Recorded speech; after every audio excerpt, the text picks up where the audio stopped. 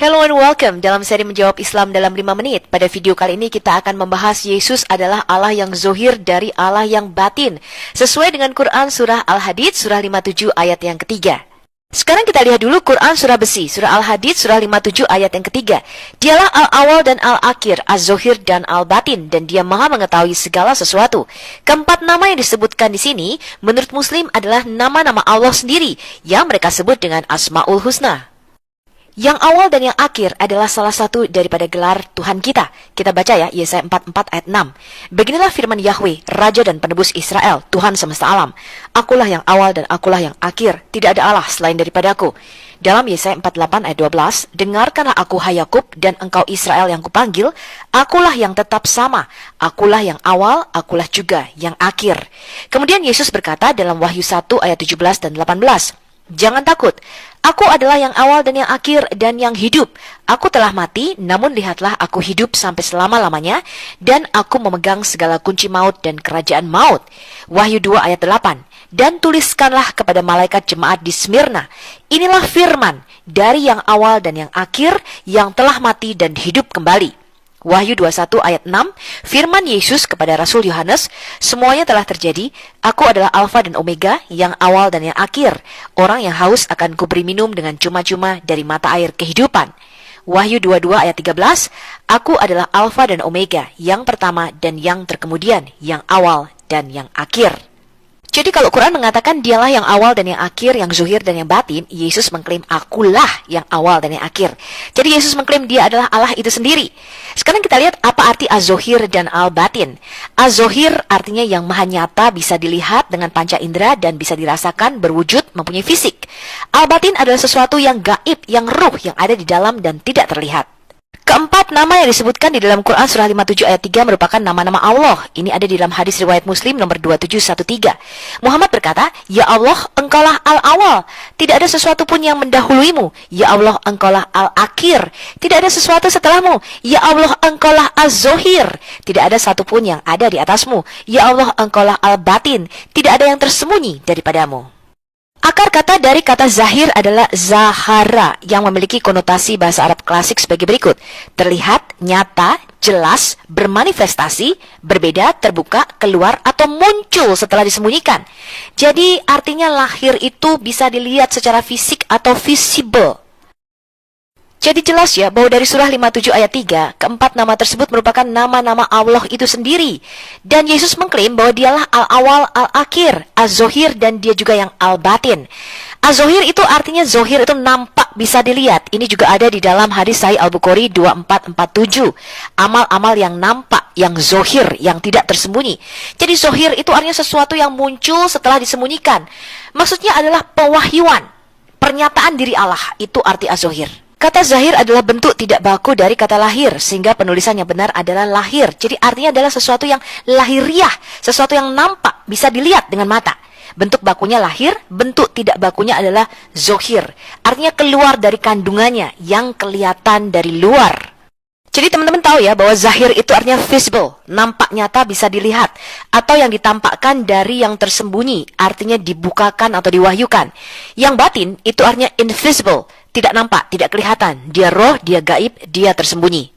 Inilah yang tidak diketahui oleh Muslim, teman-teman. Bagaimana mungkin Allah itu az-zohir sekaligus al-batin? Nampak tapi sekaligus juga tidak nampak. Dia bisa dilihat tapi sekaligus juga tersembunyi.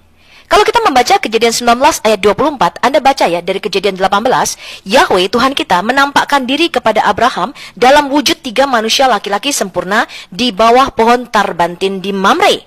Kemudian Yahweh yang ada di bumi menurunkan hujan belerang dan api atas Sodom dan Gomora yang berasal dari Yahweh yang ada di langit.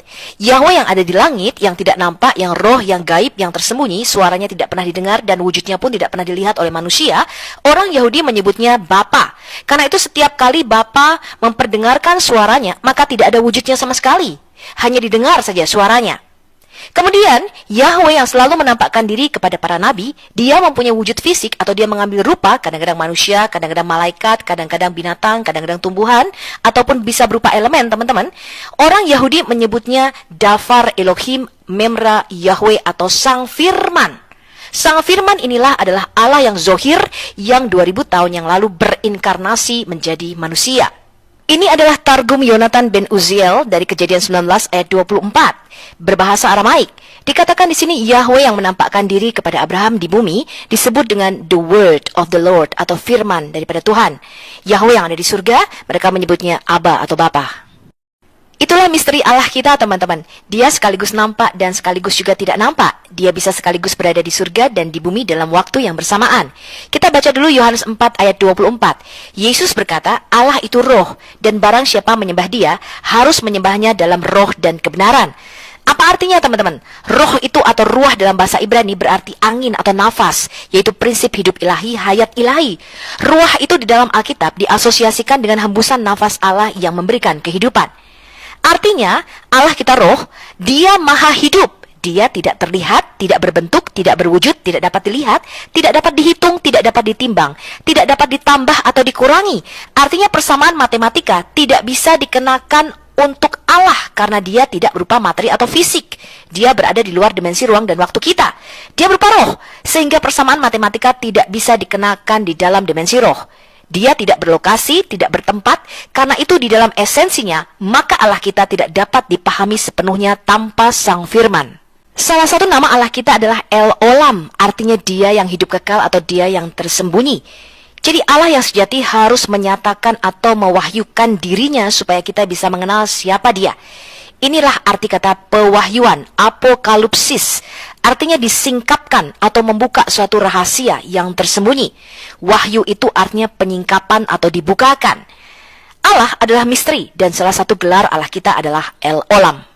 Olam itu berarti waktu atau usia. Para rabi kuno mengejanya sebagai alam, yaitu tersembunyi atau misteri. Ini menggarisbawahi sifat misterius Tuhan kita. Dia bersifat kekal tanpa waktu, tanpa awal dan tanpa akhir. Dan ini adalah salah satu misteri yang paling dalam daripada sifat Allah kita. Seperti olam, Tuhan adalah yang kekal, selalu ada bagi umatnya sepanjang zaman. Sebagai alam, dia tetap menjadi misteri dan rahasia bagi pikiran manusia. Dalam Yohanes 1 ayat 14 dan 18, Yesus disebut sebagai firman Allah yang sudah ada sejak kekal di dalam diri Bapa. Dan karena dia adalah firman Allah itu sendiri, dia satu hakikat dengan Bapa. Dia disebut monogenes theos. Mono itu artinya satu atau tunggal, genes itu artinya jenis, hakikat, esensi atau DNA. Jadi Yesus itu tidak memiliki DNA manusia, sama seperti Anda dan saya. Melainkan dia lahir dari benih ilahi. Dia mewarisi DNA bapaknya, yaitu Allah, sehingga darahnya berkuasa untuk menebus Anda dan saya. Dia adalah anak Allah yang unik, yang lahir lebih dulu sebelum dunia ini ada. Dia mewarisi karakter fisik dan fungsional yang unik, yang ditransferkan dari orang tua ke anaknya. Itulah artinya genes. Jadi dia sehakikat dengan Allah itu sendiri. Makanya Yesus berkata, barang siapa telah melihat aku, dia telah melihat Bapa.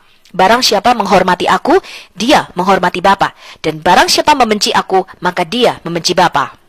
Karena Yesus adalah Allah yang sejati yang lahir daripada Allah yang sejati, maka hanya Yesuslah yang bisa mewahyukan dan membukakan misteri siapa Allah itu kepada kita. Matius 11 ayat 27, Yesus berkata, semuanya telah diserahkan kepadaku oleh Bapakku, dan tidak seorang pun mengenal anak selain Bapa, dan tidak seorang pun mengenal Bapa selain anak, dan orang yang kepadanya anak itu berkenan menyatakannya. Hal ini sama seperti Lukas 10 ayat 22. Yesus juga berkata, semua telah diserahkan kepadaku oleh Bapakku. Dan tidak ada seorang pun yang tahu siapakah anak selain Bapa dan siapakah Bapa selain anak. Jadi hanya Yesuslah yang bisa mewahyukan siapa Allah itu kepada kita. Tanpa Yesus, Anda tidak akan bisa sampai kepada Bapa. Oke, semoga video ini sangat membantu Anda dalam mengenal siapa anak Allah itu. Sampai jumpa dalam video berikutnya dan Shalom.